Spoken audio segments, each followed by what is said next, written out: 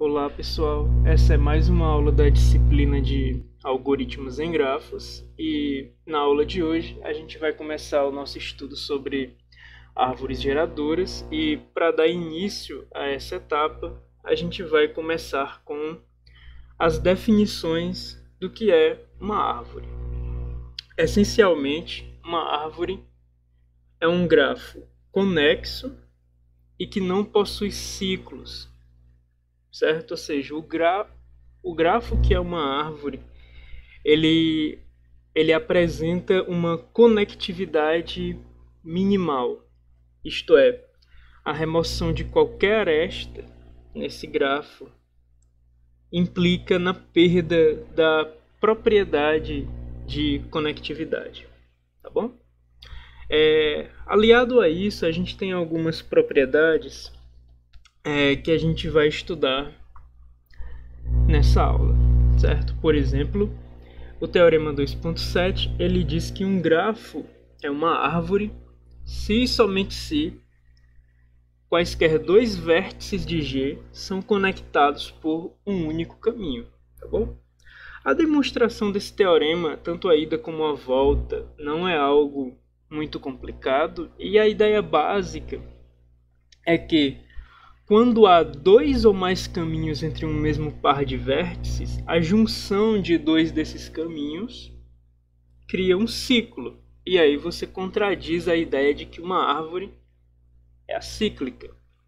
Da mesma forma, não pode haver zero caminhos entre um certo par de vértices, porque isso implica que a árvore é desconexa. Tá bom? Então esse tipo de argumentação ele ajuda tanto na ida como na volta, tá bem? O corolário 2.8 ele acaba sendo a implicação do teorema anterior e ele garante que todo grafo ou toda árvore não trivial contém pelo menos duas folhas. Na verdade, apesar do livro trazer isso como um corolário, eu prefiro seguir a ideia de tomar um caminho maximal dentro de uma árvore. Justamente porque os extremos desse caminho maximal precisam ser folhas. Tá bem? Se um dos extremos de um caminho maximal em uma árvore não é uma folha, bom, o caminho maximal ele não pode ser estendido, apesar de ter um vértice, o qual a gente poderia colocar junto da sua extremidade. A questão é que, como o caminho maximal ele não pode ser estendido, esse vértice ele já deve ocorrer dentro do próprio caminho. Então a existência dessa aresta para esse vértice que já ocorre, então a existência dessa aresta de uma das extremidades para esse vértice que já ocorre dentro do caminho implica na existência de um ciclo, o que contradiz o conceito de árvore, né? Então a gente sabe que tomar um caminho maximal numa árvore implica necessariamente que as duas extremidades desse caminho são folhas, tá bom? Eu gosto mais desse raciocínio para concluir o corolário 2.8, ele me parece mais útil. Bom, o teorema 2.9 ele já traz a caracterização do número de arestas numa árvore em relação ao número de vértices, dizendo que uma árvore com n vértices vai possuir n-1 arestas. Isso a gente pode tirar bastante do corolário 2.8 pela existência de uma folha, de pelo menos uma folha, né? Ele garante pelo menos duas, mas basta uma, de pelo menos uma folha numa árvore para a gente criar um passo indutivo. A gente começa com o grafo de um vértice, ele é uma árvore sem arestas, então ele satisfaz a base da indução. A gente supõe que uma árvore com n vértices de fato vai possuir n-1 arestas e a gente toma uma árvore com n+1 vértices, dos quais um vértice é uma folha. Removendo essa folha, a gente cai na hipótese, ou seja, numa árvore que tem n vértices e n-1 arestas, e ao recolocar a folha, a gente observa que a gente está acrescentando exatamente um vértice e a única aresta incidente a essa folha, e portanto a gente obtém que o grafo da nossa tese ele possuía n mais 1 vértices e n arestas, tá bom? Então esse raciocínio ele é o bastante para a gente ter que uma árvore com n vértices tem n menos 1 arestas. E uma floresta vai acabar sendo um grafo desconexo, onde cada uma das suas k componentes é uma árvore, tá bem? Então é um nome bem sugestivo, né? Uma floresta pode ser vista essencialmente como uma união de árvores, bastante natural a nomenclatura. E o corolário 2.10 ele diz que uma floresta de ordem n, ou seja, uma floresta com n vértices e k componentes, tem n menos k arestas. Como que a gente pode ver isso? Se cada uma das k componentes de uma floresta é uma árvore, então cada uma delas possui uma certa quantidade de vértices menos uma arestas, né? Então quando a gente soma todas as componentes, a gente vai ver que o número de arestas delas vai ser justamente n menos 1, e aí esse menos 1 vai ser somado para cada uma das k componentes, e aí a gente vai ter as n menos k arestas, tá bom? Não é um corolário tão difícil de imaginar que é verdadeiro. O teorema 2.11, por outro lado, ele já traz uma demonstração mais interessante. Ele quer assegurar que se um grafo tem n vértices e m arestas, e aqui ele já abre mão da conectividade. E aí ele diz que se o grafo ele não tem ciclos e possui n menos 1 arestas, então o grafo ele é uma árvore. Bom, como a gente já viu, né, o enunciado, para chegar à conclusão de árvore, ele abriu mão na hipótese apenas da noção de conectividade, e é justamente em busca disso que a prova vai. A prova vai provar justamente que o grafo ele é conexo, para, enfim, concluir que ele é uma árvore. Bom, a gente supõe inicialmente que ele tem k componentes, o grafo, certo? E daí cada componente, a componente GI vai ter NI vértices e MI arestas.